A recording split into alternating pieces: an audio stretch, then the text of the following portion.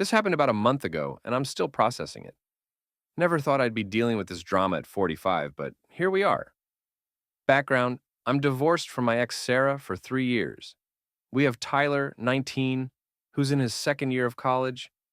The divorce was messy, and Sarah poisoned Tyler against me.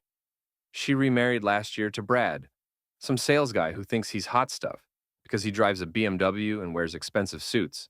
Tyler absolutely loves Brad and constantly compares me to him unfavorably. Here's the thing: I'm not doing badly. I'm an electrical engineer, making good money, own my house outright, have decent savings. But I'm not flashy like Brad. I drive a practical sedan and dress normally. Sarah convinced Tyler this makes me a loser.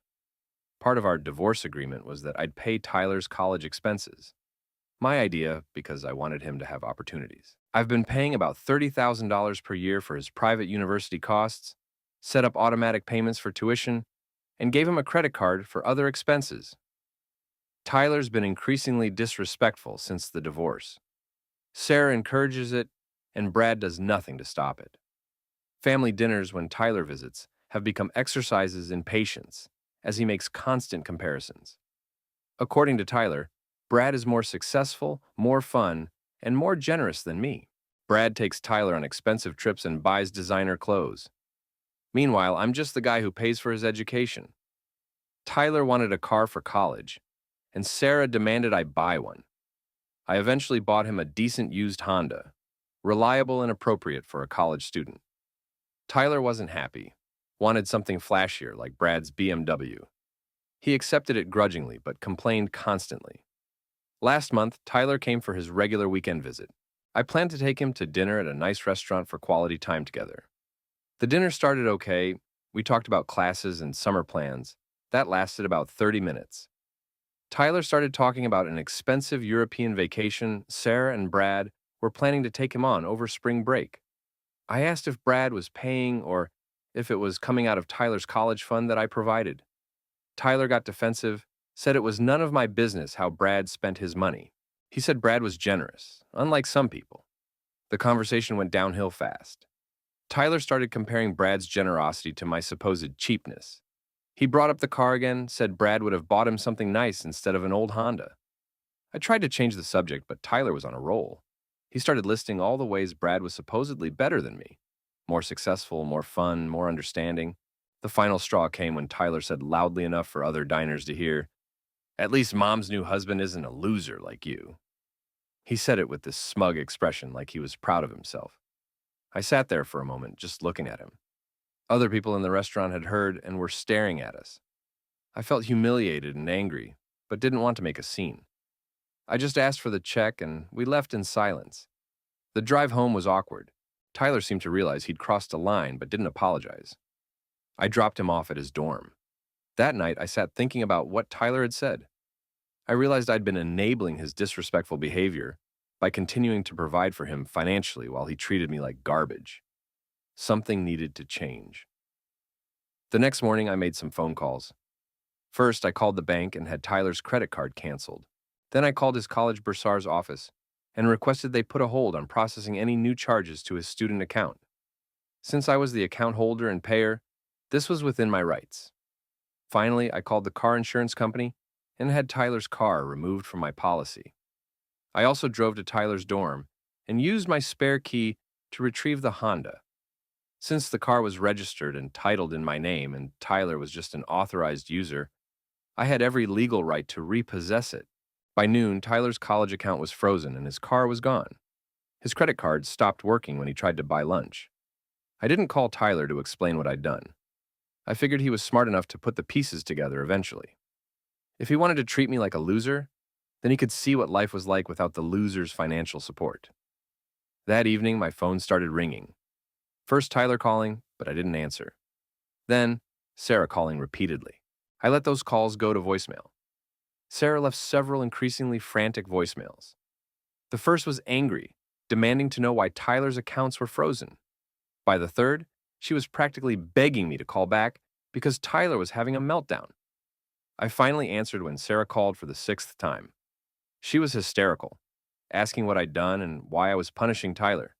She said he was crying and didn't understand why his car and credit card weren't working. I explained very calmly that Tyler had made it clear he thought I was a loser who didn't deserve his respect. Since he felt that way, I decided he no longer needed financial support from someone he considered worthless. Sarah was speechless for a moment. Then she started yelling about the divorce agreement and my obligation to pay for Tyler's education. I reminded her that respect and basic human decency weren't too much to ask in return for $30,000 per year. Sarah tried to argue that Tyler was just a teenager and didn't mean what he said. I pointed out that Tyler was 19 years old and in college. He was old enough to understand that actions have consequences. Sarah then started crying about how this would ruin Tyler's education. I told her that Tyler should have thought about that before calling me a loser in public. The conversation ended with Sarah hanging up on me. The next day, Sarah called back with Brad on the line. Brad tried to play peacemaker and suggested maybe we could work something out. He said Tyler had learned his lesson and was very sorry. I told Brad that if he thought Tyler had learned his lesson, then Brad was welcome to take over paying for Tyler's college expenses.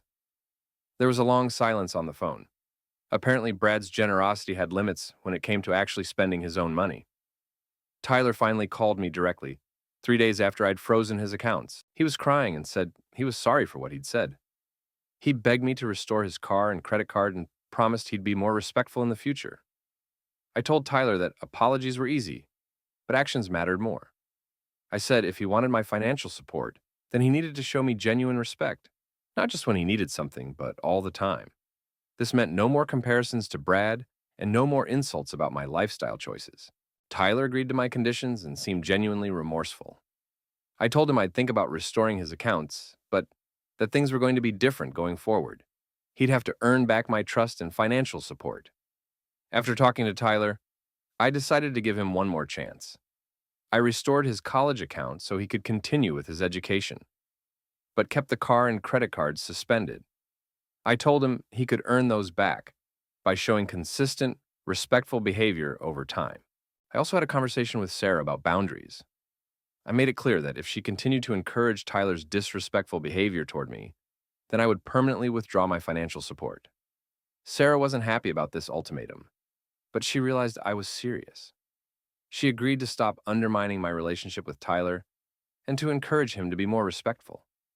The whole situation has actually improved my relationship with Tyler somewhat. The shock of losing his car and credit card made him realize how much he depended on my financial support. He's been more respectful during our conversations and has stopped making constant comparisons to Brad. Tyler's still living without a car and using cash for expenses. So far, he seems to be making an effort. Brad has been notably quiet since learning that his generosity would be tested if I stopped supporting Tyler. Turns out it's easy to be the fun, generous stepfather when someone else is paying all the major expenses. Brad's true colors showed when faced with actual financial responsibility. The experience taught me that financial support should come with expectations of basic respect. I'd been so focused on providing for Tyler that I forgot to require that he treat me with common decency. Some people might think I was too harsh, but I disagree. Tyler's an adult who needs to understand that relationships are reciprocal. You can't treat someone badly and then expect them to continue supporting you financially just because you're related. Overall, the outcome has been positive. Tyler's more respectful, Sarah is less likely to undermine me, and Brad has learned that his stepfather role comes with limitations. Sometimes tough love is the only way to reset unhealthy family dynamics. I'm hopeful that Tyler and I can build a better relationship based on mutual respect rather than just financial obligation. The car is still sitting in my garage, and Tyler asks about it every time we talk. I tell him he can have it back when he's shown me 6 months of consistent, respectful behavior. So far, he's making progress, but he still has work to do. The whole situation was a wake-up call for everyone involved. So Reddit AITA for freezing my son's college accounts after he publicly called me a loser?